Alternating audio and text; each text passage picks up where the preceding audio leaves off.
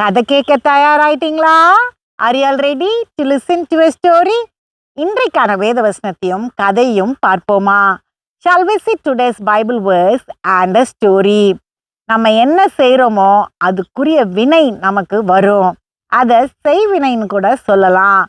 When we do something, the after effect will come and directly hit us.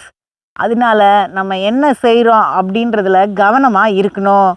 So we have to be careful about what we do. வேதம் என்ன சொல்லுகிறது என்று பார்க்கலாம்.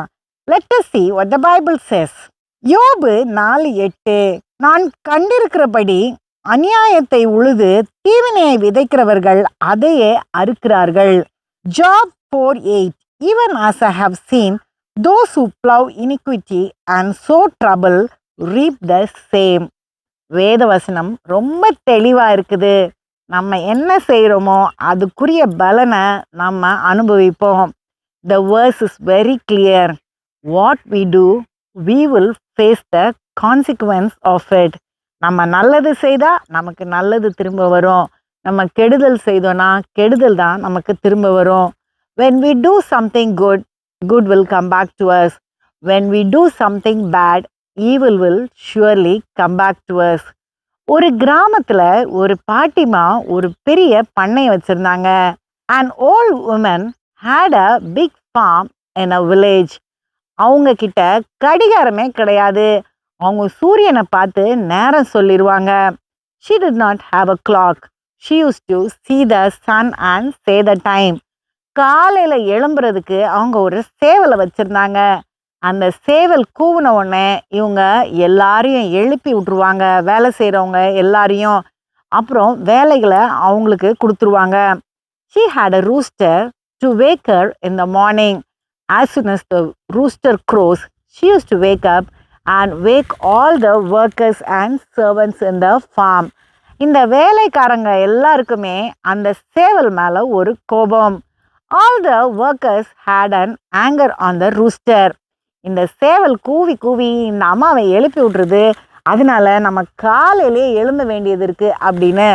This rooster crows and wakes this lady. And because of that, we have to wake up in the morning. ஒரு நாள் எல்லாரும் சேர்ந்து ஒரு முடிவு பண்ணாங்க.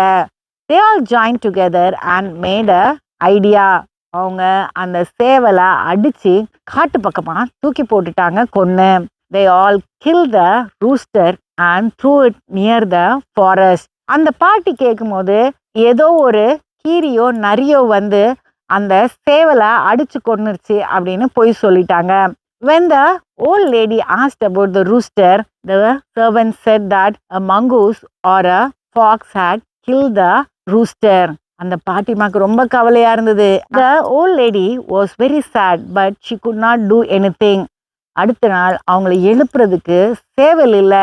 அதனால அவங்க எத்தனை மணிக்கு எழும்புறாங்கன்னே தெரியாமல் நடுராத்திரியில் ரொம்ப சீக்கிரமாக அப்படி எழும்பி அவங்க எல்லாரையும் எழுப்பி விட்ருவாங்க.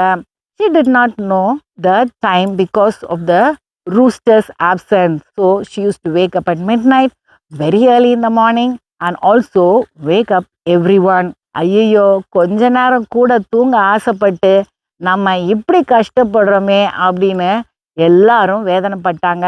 We all desired for little more sleep, but now we are in trouble. That was the lamentation of the workers there. நம்ம என்ன செய்கிறோமோ அதுக்குரிய பலனை நம்ம அனுபவிப்போம். What we do, the consequences we have to face. அடுத்த கதையில் சந்திப்போம். Let us meet in the next story.